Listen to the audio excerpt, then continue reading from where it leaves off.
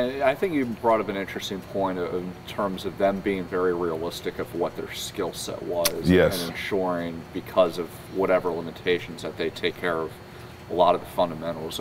How do you think that approach makes a difference in terms of them trying to find a gig in the NBA? I think when you band together with other individuals on your team and roles are clearly defined and communicated, and you're motivated to go out and follow through on those roles, whatever your specific role is, I think you'll find yourself having success. And once you have success, people want to come out and see why you're successful.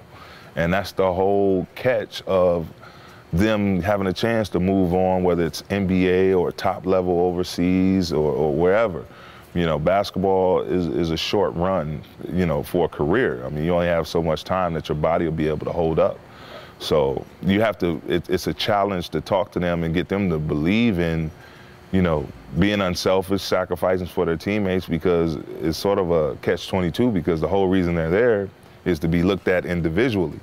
So to get them to buy in, and I constantly hit home with them that it's a team sport.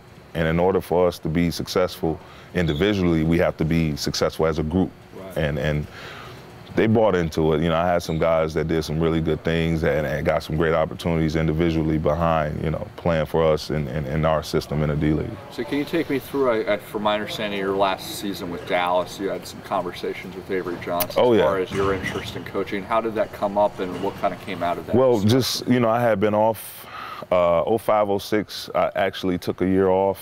My body was beat up, you know, 2 long seasons in Detroit, went to the finals both years.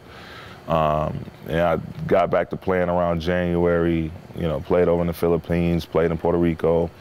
Then I went and played Summer League with Orlando, and I've been working out with the Mavs in the summer of 06. I lived in Dallas, so I always went, and I had free access to their practice facility, which they were great for that.